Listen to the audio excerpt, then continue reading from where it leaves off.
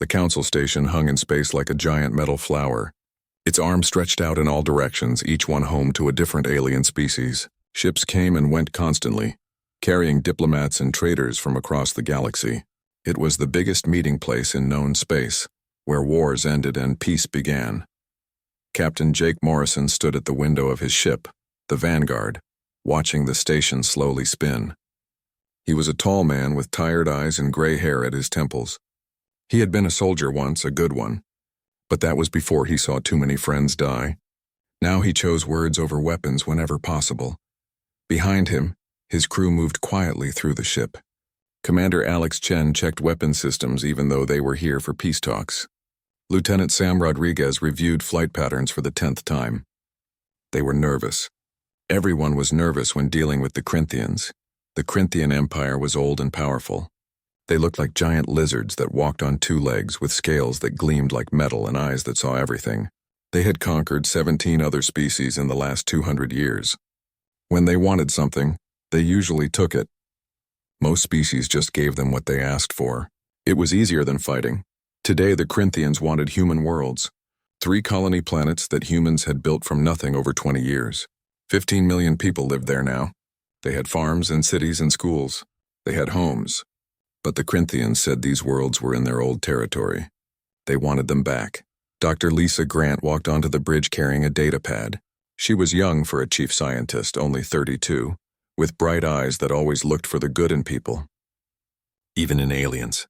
Especially in aliens. The negotiations start in 1 hour, she said. I still think we can make them understand. Those colonies have been ours for 2 decades. International law supports our claim.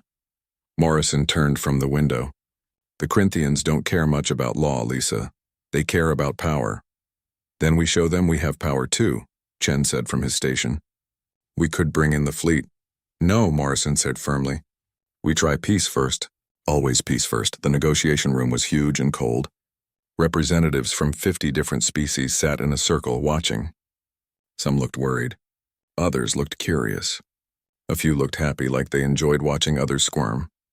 High Commander Zethkar led the Corinthian delegation.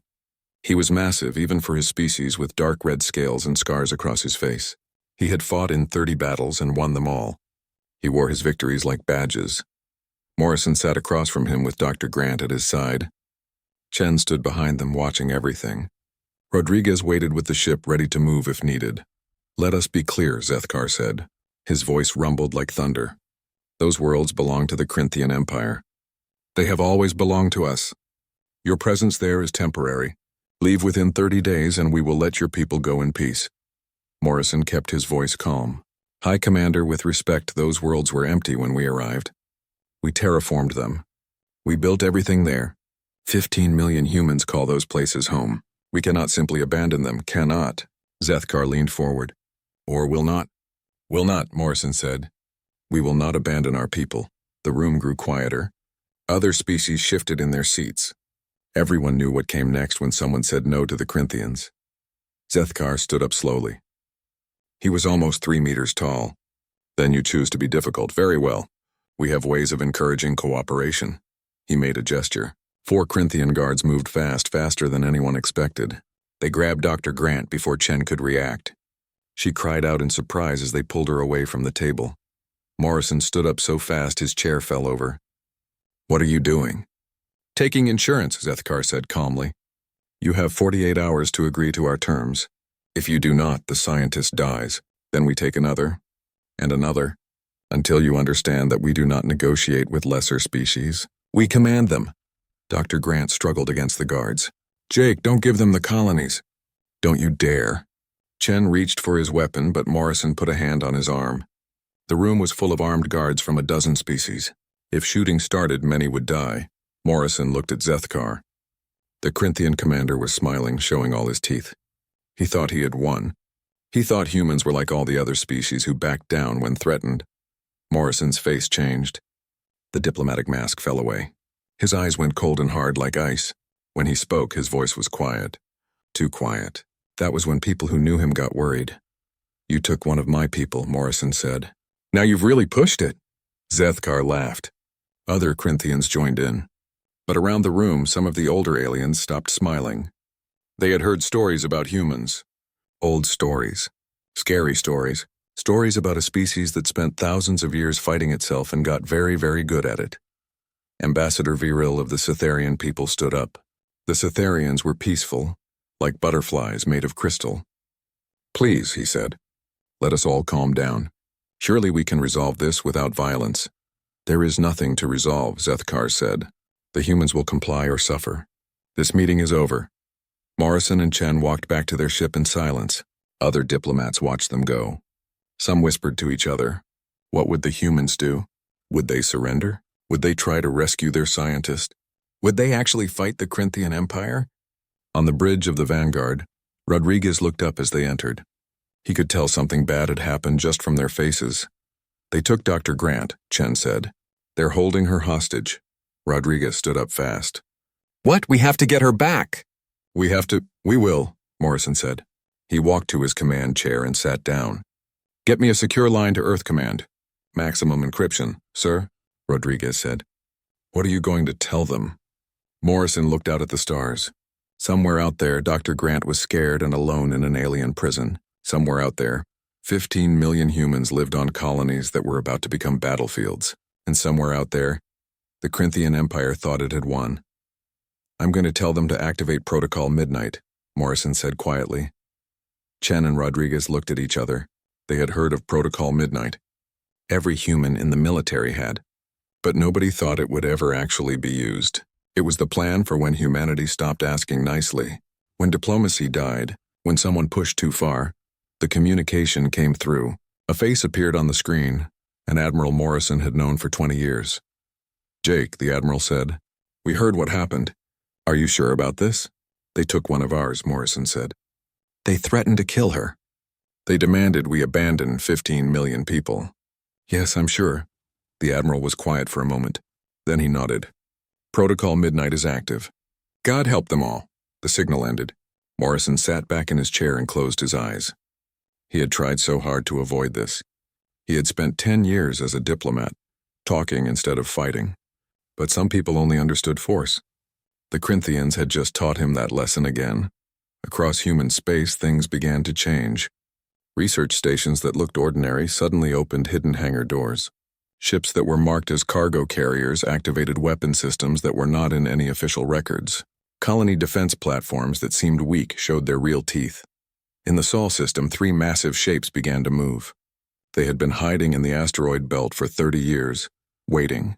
Each one was 5 kilometers long, covered in weapons and named for human qualities that never surrendered. The indomitable, the relentless, the inevitable.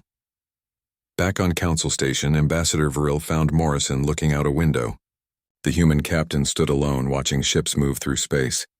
"Captain Morrison," Viril said softly, "please do not do this. The Corinthians are powerful.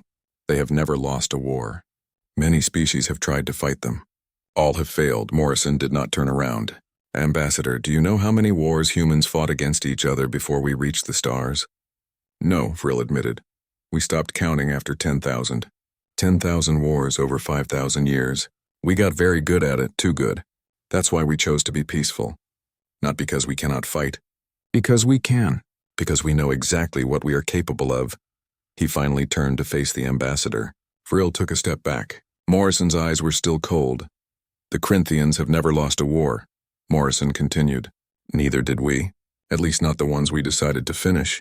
They're about to learn the difference between a species that fights because they enjoy it, and a species that fights because they have no other choice." Viril left quietly. He went to the council chambers and tried to warn the others. But most did not listen. The Corinthians were too strong. The humans were too peaceful. Nothing would change, they were wrong. In her cell, Dr. Grant sat on a metal bench and tried not to cry. She could hear Corinthian guards outside laughing and talking. They thought this was easy. They thought humans would break. She hoped Jake would not do anything stupid. She hoped he would find a peaceful solution. But deep down she knew better. She had seen his military records. She knew what he had done before he became a diplomat. She knew what all humans had done to each other before they learned to stop. The Corinthians had made a terrible mistake. They had pushed humanity. They had taken one of their people. They had threatened their homes. News traveled fast in the galaxy. Within hours, every species knew what the Corinthians had done. They had taken a human diplomat hostage. They had demanded 3 human worlds. Most aliens expected the humans to surrender quickly. After all, the Corinthian Empire was feared across thousands of star systems. But something strange began to happen. Human ships throughout the galaxy started moving. Not rushing, not panicking. Moving with purpose and precision. It was like watching a machine start up, each part knowing exactly what to do. On the Quanari homeworld, the Hive Queen watched her intelligence reports with confusion. The Quanari were insect-like beings who shared thoughts across their whole species. They were good at patterns and numbers. This makes no sense, she said to her advisors. Human military communications have gone completely silent. All of them. At the exact same moment, across hundreds of light years. How is this possible without hive mind technology? One advisor brought up more data. They are using old-style coded messages. Very simple. But sent through thousands of different channels. We cannot read them all. They planned this, the Queen realized. They have been ready for something like this. But for how long? In the Bellatrix Consortium, a group of traders who cared only about profit, analysts studied human economic activity. What they found made them nervous. A senior analyst named Krell presented his findings to the board. Krell had 4 eyes and skin like blue metal. He was never wrong about money. For the last 15 years, Krell explained, humans have been building strategic reserves, food, fuel, rare materials. They did it so slowly that nobody noticed. But now I see the pattern. They have enough supplies to fight a war for 10 years without any new resources. 10 years? A board member asked. Why would they prepare for such a long war? Krell looked uncomfortable, because they know how to fight long wars. I looked at their history. They have fought wars that lasted 30 years, 50 years, 100 years. They know how to be patient. On the peaceful world of Sathar, priest-historian Talvan sat in his library surrounded by human records. The Satharians looked like living crystal, beautiful and fragile. They had not fought a war in 3,000 years. They did not understand violence. But Talvan was old and curious. When he heard about the human situation, he decided to learn about them. Really learn about them. What he found terrified him. He watched videos from Earth's history. Battles with millions of soldiers. Weapons that could destroy entire cities in seconds. Strategies so complex they took years to plan. And worst of all, humans fighting other humans with a creativity and determination that seemed impossible. One video showed something called the Second World War. Talvan watched as humans built thousands of ships, millions of weapons, and moved whole armies across oceans. The scale was unbelievable. The efficiency was frightening. Another video showed smaller wars. Humans fighting in jungles, in deserts, in cities. They adapted to everything. They learned from every mistake. They never gave up. Talvan's hands shook as he called for an emergency council meeting. He had to warn them. The Corinthians did not understand what they had started. In Corinthian space, High Commander Zethkar stood in his war room, looking at maps of human territory. His officers stood around him, confident and eager. The humans have 40 hours left, Zethkar said. They will surrender. They always do. Peaceful species cannot stand against us, sir. A young officer said carefully. What if they do not surrender? Zethkar laughed. The other officers joined in. It was a ridiculous question. Then we crush them, Zethkar said. We mobilize the 7th Fleet, 200 warships. The humans have maybe 60 ships in the region. It will be over in days, but one officer did not laugh. Sub-Commander Riketh stood quietly in the corner. He was younger than the others, and he had done something unusual for a Corinthian. He had actually studied human military history. What Riketh had learned made him very nervous. He raised his hand carefully. Sir, permission to speak? Granted, Zethkar said, still amused. I have been reading human military records. They are very good at war. Very, very good. They have tactics we have never seen. Strategies that they are peaceful, another officer interrupted. They talk instead of fight. They are weak, Riketh tried again. No, sir. I think they are peaceful because they choose to be, not because they must be. There is a difference. They have fought wars that make our conquests look small. Enough! Zethkar roared. You spread fear and doubt. You will be demoted for this cowardice. Get out! Riketh left the war room, but he could not shake the feeling that they were making a terrible mistake. The humans in those videos had not looked weak. They had looked like something that learned to stop fighting because they got too good at it. Back in her cell, Dr. Lisa Grant sat against the cold wall. She could hear the guards outside talking and laughing. They thought this was already over. They thought humanity would break. The door opened and Zethkar walked in. He looked at her with his cold reptile eyes. "Your people have 1 day left," he said. "Then I start sending them pieces of you. Perhaps that will help them decide faster." Grant stood up slowly. She was scared, but she would not show it. "You have no idea what you have done," she said quietly. "You think we are weak because we choose peace. You think we cannot fight because we prefer to talk. You are so very wrong." "I have conquered 17 species," Zethkar said. "What makes you think you will be different?" "Because we spent 5,000 years fighting ourselves," Grant said. "We got so good at war that we scared ourselves. That is why we chose peace. Not because we had to, because we wanted to. You just made us remember what we are capable of." Zethkar laughed and left, but outside the cell, Raketh had been listening. He was assigned to guard duty as punishment. Now he stood there thinking about what the human scientist had said. It matched what he had read in the history files. Humans fighting humans with terrible weapons and brilliant strategies. Humans who turned entire planets into fortresses. Humans who never ever stopped until they won. At the council station, Talvin finally got his emergency meeting. The chamber was full of representatives from dozens of species. He stood at the center, his crystal body glowing with urgency. "We must stop this," he pleaded. "I have studied human history. They are not what we think they are. They are peaceful by choice, not by nature. The Corinthians are about to learn a terrible lesson." "The Corinthians have never lost," someone said. "They are too strong." "Neither have humans," Talvin said. "Not when they decided to really fight. They have won every major war they committed to. Every single one. Do you know why?" The chamber was quiet. "Because they do not fight to win battles," Talvin continued. "They fight to make sure their enemies can never threaten them again. They fight total wars, complete wars. They do not stop until the threat is gone forever." Ambassador Viril stood up. He had spoken to Captain Morrison. He had seen the look in the human's eyes. "Talvin is right," Viril said sadly. "I tried to warn Captain Morrison. He told me that humans chose to be peaceful because they know exactly what they are capable of." He was not boasting. He was warning me. But most of the council did not want to believe it. The Corinthians were too powerful. The humans were too peaceful. Everything would be fine. On the Vanguard, Captain Morrison stood on the bridge watching countdown timers. 12 hours until the deadline.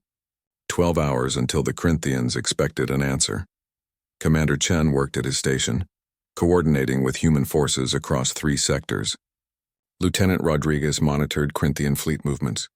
"The 7th Fleet was assembling, preparing to invade human space, sir," Rodriguez said. "The Corinthians are moving 200 ships into attack positions. Our forces in the region only number 43 ships. 43 that they can see," Chen said with a small smile. "What do you mean?" Rodriguez asked.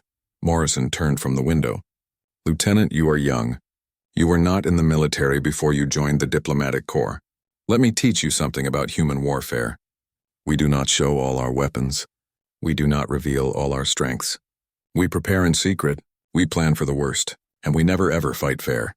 Rodriguez looked confused, but the fleet registers show only 43 ships. "Official registers," Chen said. "There are many ships that are not official. Research vessels with hidden weapons, mining ships with military crews, civilian stations with defense platforms. The Corinthians will see 43 ships. They will face much more." Ambassador Viril appeared on their communication screen. He looked worried. "Captain Morrison, please. One last time. Do not do this. War with the Corinthians will cost millions of lives." Morrison looked at the ambassador with tired eyes. "You are right, Ambassador. It will cost millions of lives, mostly Corinthian ones. We are not going to invade their empire. We are not going to occupy their worlds. We are simply going to break their military so completely that they never threaten anyone again. Not us, not you, not anyone." Viril ended the call. There was nothing more to say. The deadline came and went. Dr. Grant had not been released. The Corinthians sent a message demanding surrender. The human response was simple. Across every human channel, military and civilian, a piece of music began to play. It was old from Earth's history, something called the 1812. The Meridian Reach was a region of space between human and Corinthian territory. It was mostly empty except for asteroids and old dust clouds. A perfect place for the Corinthian 7th Fleet to travel through on their way to crush humanity. Hi. Commander Zethkar stood on the bridge of his flagship, the Blood of Conquest. Around him 200 Corinthian warships moved in tight formation. He smiled. This would be easy. The humans only had a few dozen ships. They would scatter and run. Sensors detect 38 human vessels ahead, his tactical officer reported. They are spreading out. They appear to be retreating. Of course they are, Zethkar said. They know they cannot win. Pursue them, destroy any ship that does not surrender. But the humans were not retreating. They were moving into position. And what the Corinthians did not know was that those 38 visible ships were not alone. Admiral Marcus Flynn commanded the human forces from his ship, the Tempest. He was an old man with white hair and scars on his hands from his time as a fighter pilot. He had studied war his whole life. He knew every battle in human history, and he knew exactly how to beat an enemy with superior numbers. All ships. Execute pattern Delta 7, Flynn said calmly. Let them come deeper into the field. Wait for my signal. The human ships scattered in what looked like panic. The Corinthians cheered and chased them. Their tight formation broke apart as ships pursued different targets. That was exactly what Flynn wanted. Now, he said quietly. The asteroids came alive. What the Corinthians thought were rocks were actually hidden weapons platforms. Hundreds of them. Missiles launched from concealed tubes. Railguns that had been disguised as mining equipment opened fire. The entire asteroid field became a death trap. 3 Corinthian ships exploded before they even knew they were under attack. 5 more lost their shields to electromagnetic pulses. The perfect formation became chaos. Contact! Multiple contacts! The Corinthian tactical officer shouted. Weapons platforms emerging from the asteroids. We are surrounded. Zethkar could not believe what he was seeing. The humans had turned an entire region of space into a trap, and his fleet had walked right into it. Return fire, all ships, reform defensive positions. But the human ships were not done. They stopped running and turned around. Now they attacked in small groups, 3 or 4 ships working together. They did not try to fight the Corinthians head-on.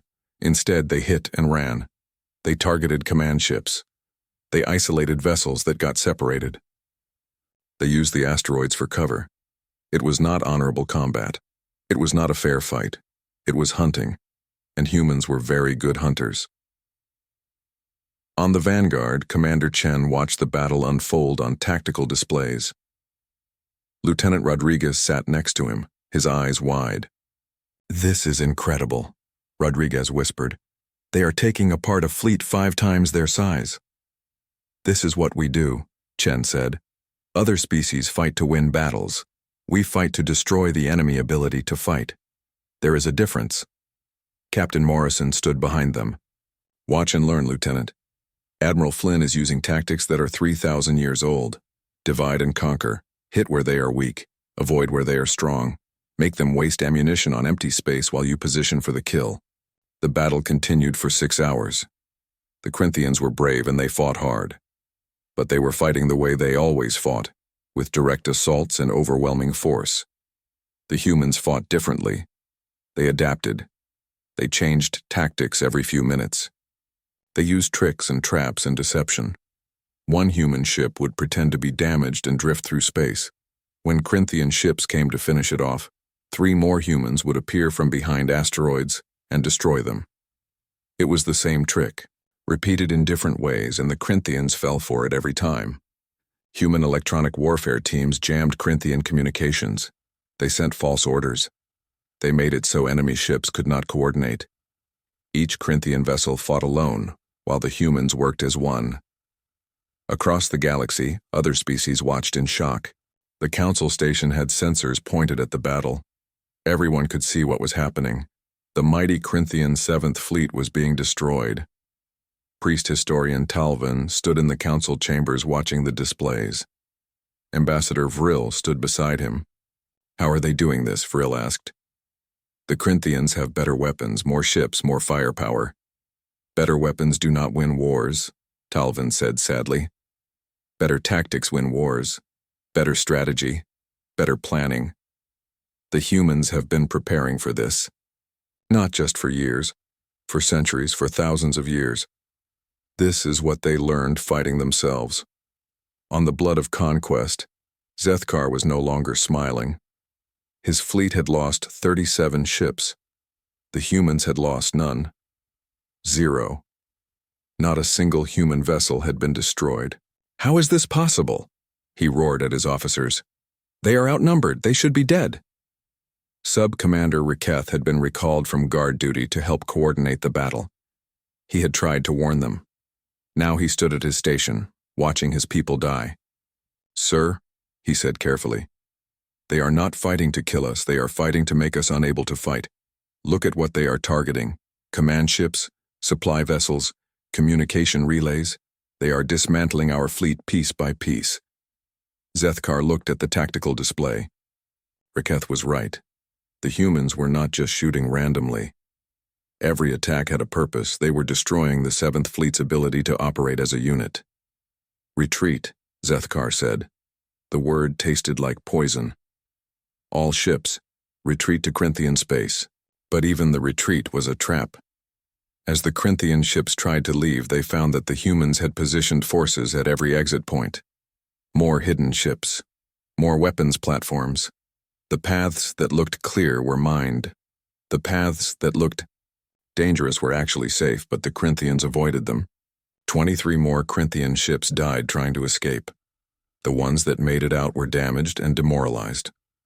Admiral Flynn watched them go from the bridge of the Tempest. His weapons officer looked at him. Sir, should we pursue? We could finish them. No, Flynn said. Let them run. Let them go home and tell the others what happened here. Fear is a weapon too. Sometimes the best victory is the one that teaches a lesson. While the battle raged, something else was happening. A small team of human special forces soldiers moved through the shadows of a Corinthian space station. They wore black armor that bent light around them, making them nearly invisible. They made no sound. Commander Nina Blake led the team. She had done this kind of work for 15 years. Silent insertions into impossible places. She had rescued hostages from warlords, stolen data from enemy computers, and destroyed weapon facilities without anyone knowing she was there. Tonight, she was here for Dr. Lisa Grant. The team moved through the station using paths they had memorized from stolen blueprints. Guards patrolled, but they were looking for ships and armies. They were not expecting 6 ghosts who knew exactly where to go. Blake reached the detention level. 2 guards stood outside Dr. Grant's cell. Blake signaled her team. 2 soldiers moved forward silently. The guards collapsed without a sound, stunned by weapons that left no marks. Blake opened the cell door. Dr. Grant looked up, startled and scared. Then she saw the black armor and the human insignia. Dr. Grant, Blake said softly. Commander Nina Blake, we are here to take you home. Grant stood up quickly, trying not to cry with relief. How bad is it out there? The war, I mean. Blake helped her into a spare set of armor. For them? Very bad. For us? Just another Tuesday.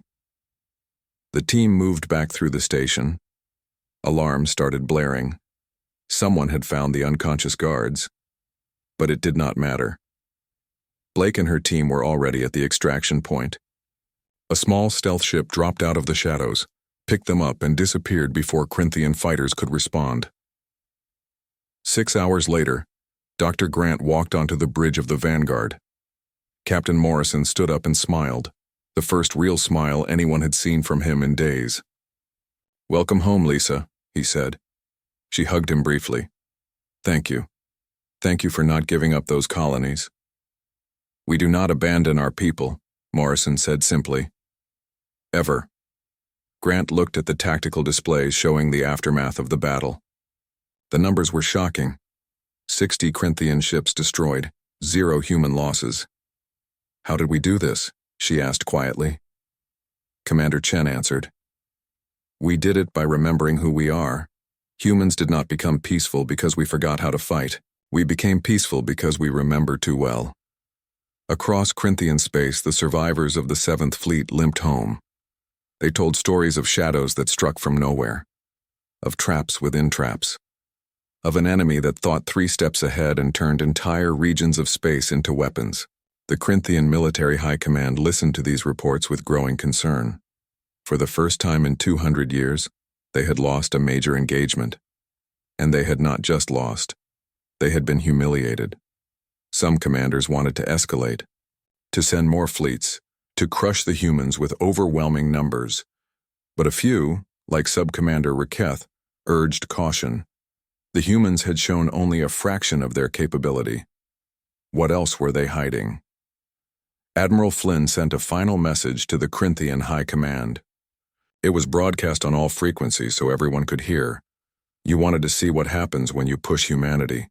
You wanted to test our resolve. You have your answer. We do not want war. We prefer. The Corinthian High Council met in their capital city on the planet Crint. 12 leaders sat around a table made of black stone.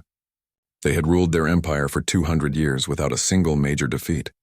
Until now, High Commander Zethkar stood before them, his head lowered in shame. He had lost 60 ships. The humans had lost none. It was the worst military disaster in Corinthian history. This is unacceptable, Supreme Leader Kratok said. He was the oldest Corinthian alive, his scales faded to gray. We cannot allow a lesser species to defeat us.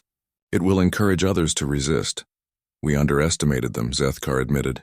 The humans fight differently than any species we have faced. They use tricks and traps. They turn space itself into a weapon. Then we will overwhelm them with numbers, another council member said. We mobilize all 3 fleets.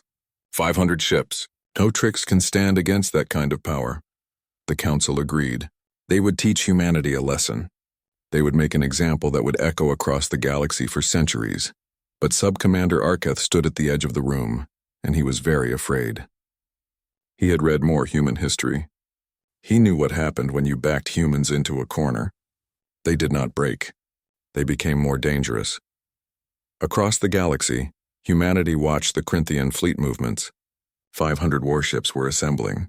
It was the largest military force seen in this part of space in living memory.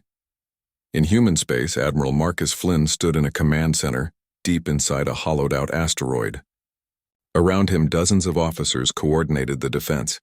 Screens showed ship positions, supply lines, and battle plans. They are committing everything, one officer said. 500 ships. Our forces in the region total only 150 vessels. 150 that they can see, Flynn corrected. How are the dreadnoughts? The indomitable, relentless, and inevitable are en route. They will arrive at Terra Nova in 2 days. Flynn smiled slightly. The dreadnoughts were humanity's secret. 3 massive warships that officially did not exist. Each one was 5 kilometers long and packed with weapons that incorporated every lesson from human military history.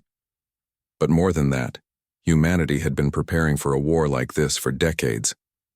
Every colony had hidden defenses. Every civilian station could become a fortress. Every rock in space might hide a weapon. Send out the broadcast, Flynn ordered. Let every species know what we are. The broadcast went out on all frequencies. It was a message to the entire galaxy, but especially to the Corinthians. Flynn's face appeared on screens across thousands of worlds. His voice was calm but firm. To all species watching these events, humanity did not want this war. We have spent 35 years as peaceful members of the galactic community. But the Corinthian Empire has forced our hand. They took our people. They threatened our homes. They pushed us. He paused and looked directly at the camera. So now we will show you what humanity really is. We are not a peaceful species. We are a species that chose peace after learning how terrible war can be. We spent 5,000 years fighting ourselves. We got very, very good at it, too good. That is why we stopped. Footage began playing behind him. Videos from Earth's history. Massive battles, complex strategies, weapons of incredible power, humans fighting with determination that seemed impossible. This is what we were, Flynn continued. This is what we can become again if we must. The Corinthians think they are fighting a small defensive force. They are wrong. They are fighting a species that turned warfare into a science, that built weapons capable of destroying planets and chose not to use them, that learned to win wars before they even started. The video ended. Flynn's face filled the screen again. We do not want to destroy the Corinthian Empire.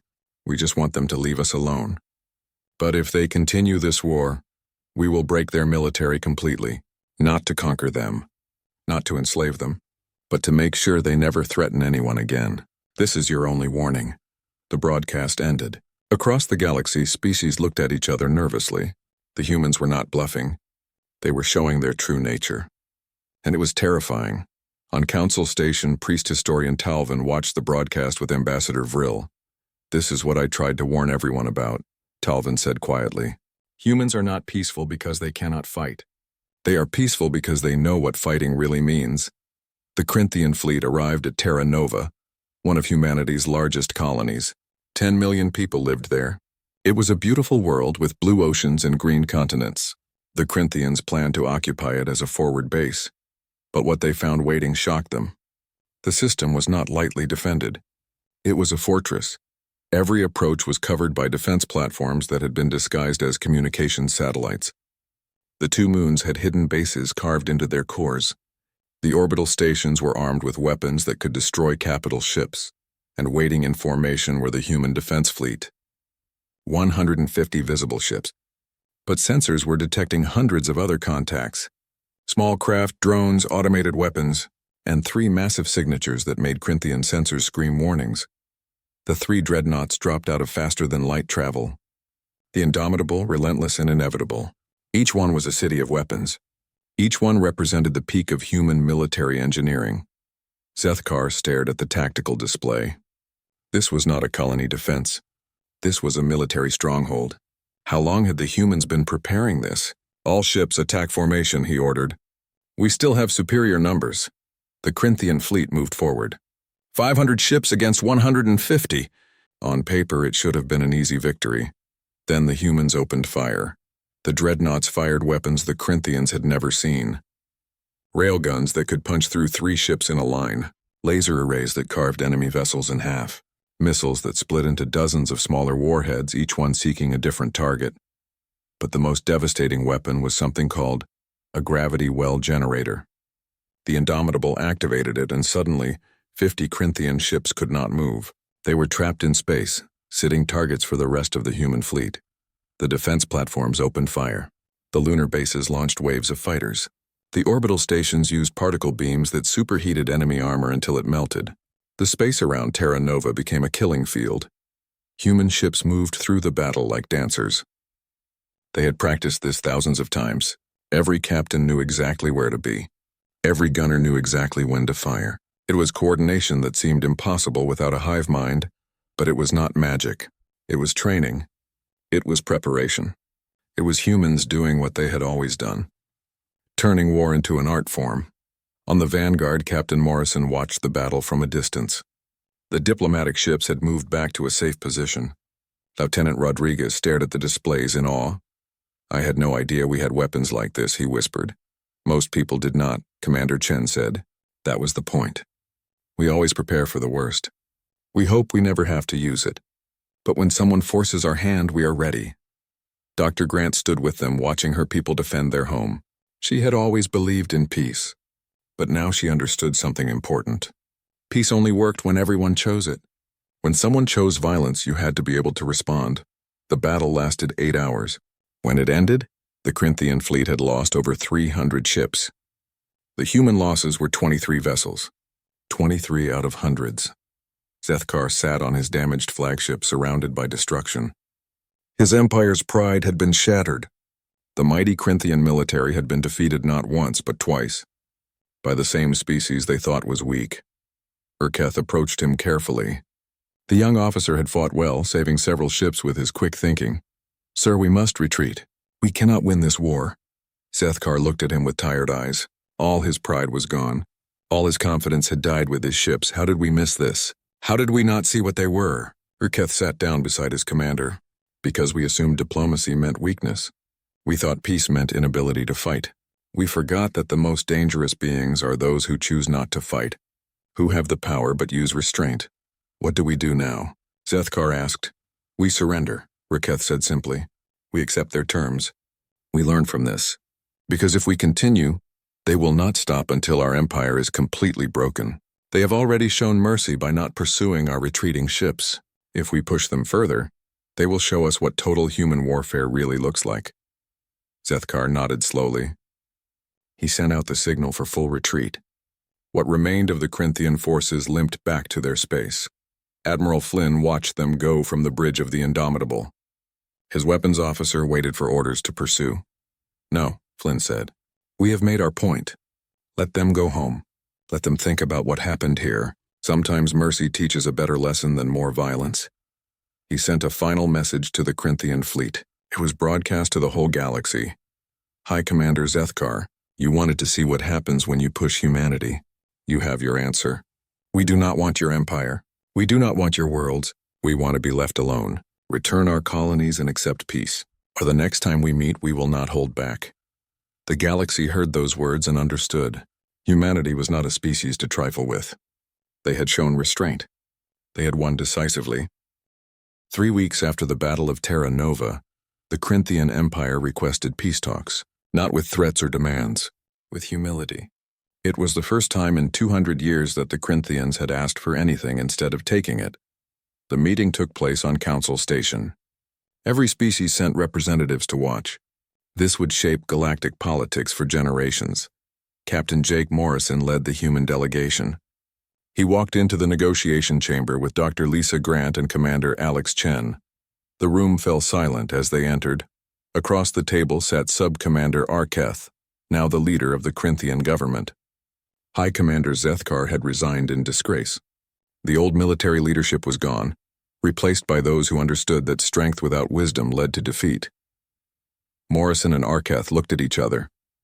One human, one Corinthian, yesterday's enemies. Tomorrow's what?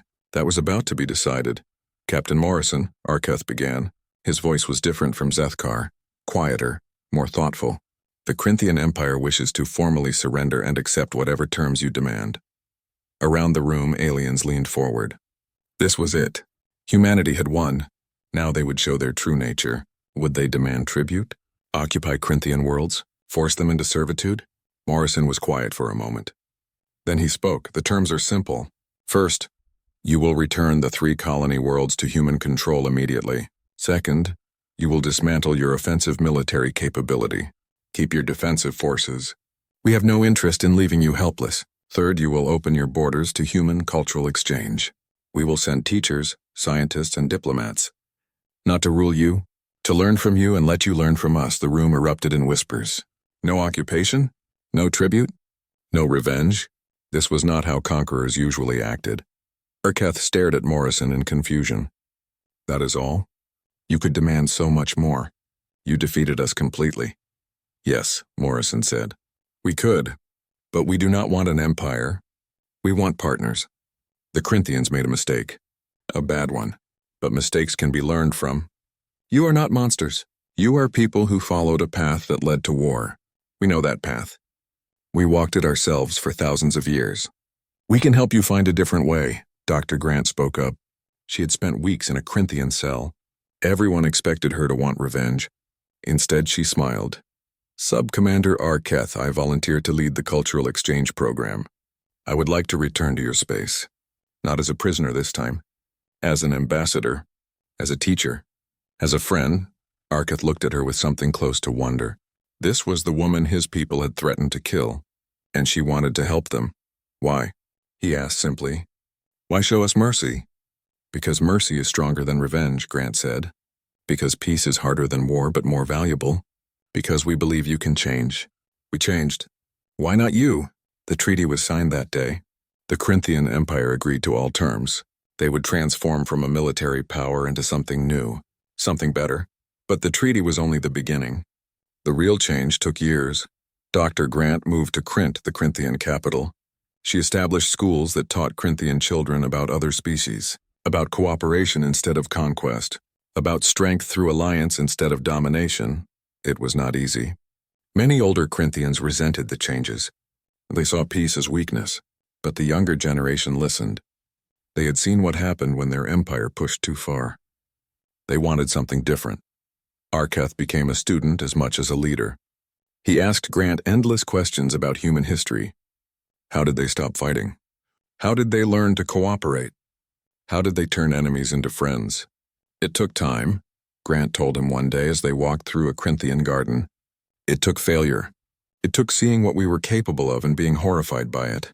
We had to scare ourselves into choosing peace. That is what happened to us, Arketh said quietly. We thought we were invincible.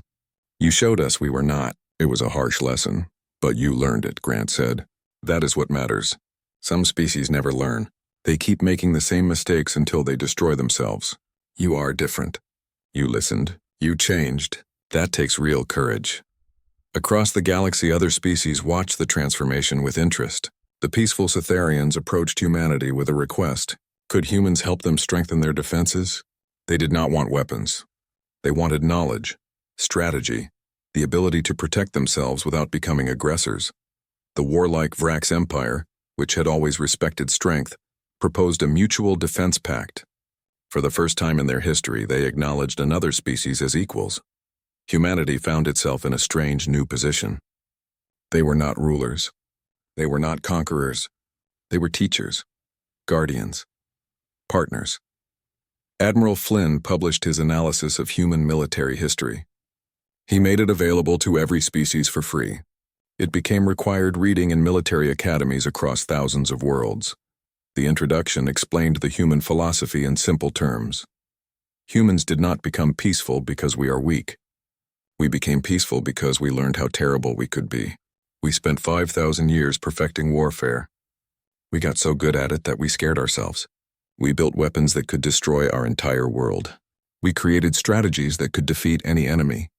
And then we asked ourselves, why? Why do we need to do this? What are we fighting for? The answer changed us. We were fighting for survival, for resources, for pride, for reasons that seemed important in the moment, but looked stupid in hindsight. So we stopped. We chose a different path, not because we had to, because we wanted to. This is the lesson we offer to the galaxy. Be strong enough that no one wants to fight you. Be wise enough that you do not want to fight them. Be kind enough that war becomes the last option, not the first.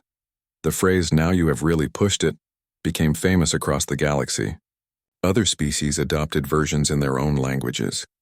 It was not a threat. It was a warning, a reminder that the universe was full of dangerous beings who chose to be peaceful, and that choice should never be mistaken for weakness. Young aliens learned about the Corinthian War in their history classes. They studied how humanity won through superior tactics, not superior numbers, how they showed mercy and victory, how they turned enemies into allies. Priest historian Talvin wrote a book called The Human Paradox. It became one of the most widely read texts in the galaxy. The central argument was simple but profound. Humans are unique not because they can fight. Many species can fight. Humans are unique because they mastered warfare so completely that they earned the right to choose peace. They looked into the abyss of their own nature and stepped back. That is true strength. That is true wisdom. 5 years after the war, Captain Morrison stood on the bridge of the Vanguard. The ship had been refitted as a mobile diplomatic center. They traveled between systems, helping negotiate treaties and settle disputes. Commander Chen was still with him, now a full admiral. Lieutenant Rodriguez had grown from an eager young officer into a skilled negotiator. The crew had seen war and chosen peace. They understood both. A message came in from Dr. Grant. She was on Krint overseeing the opening of a new university. Corinthian and human students would learn together. The former enemy worlds were becoming centers of cooperation. "Jake," her message said, "you should see this. Arketh just gave a speech to graduating students. He told them that strength without compassion is just brutality, that victory without honor is just murder, that the greatest warriors are those who never have to fight. I think we did something good here." Morrison smiled. They had done something good. Not just winning a war, but winning a peace. Rodriguez approached him. The young officer, not so young anymore, had a question. "Sir, do you think we will ever have to fight like that again?" Morrison thought about it carefully. "I hope not, Rodriguez. But if we do, we will be ready. That is the burden of being strong. You must always be prepared, but you must also always choose mercy first. Always try peace. Always look for another way. Only when there is no other choice, only when someone really pushes it, do we show what we are capable of." "And then?" Rodriguez asked. Then we remind them why every species in the galaxy knows to be careful around humans, why those words echo across thousands of worlds, why peace is always the better choice. 10 years after the war, the galaxy had changed. The Galactic Council expanded. New species joined, bringing their own strengths and challenges. But the rules were different now. Military aggression was no longer acceptable. Conquest was forbidden. Disputes were settled through negotiation, not warfare. And if anyone tried to break these rules, they faced something new: a combined peacekeeping fleet. Human, Corinthian, Cytherian, and dozens of other species working together. The 3 human dreadnoughts remained in Sol system. The indomitable, relentless, and inevitable. They were maintained perfectly but never deployed again. They sat in their hidden docks as reminders, not of human aggression, of human restraint, because the most powerful weapons were the ones you never used. The most effective threat was the one you never had to make, and the strongest species were those who chose not to fight. On Krint, an old Corinthian general watched young students from a dozen species playing together in a courtyard. They laughed and competed in games, not battles. They learned from each other instead of conquering each other,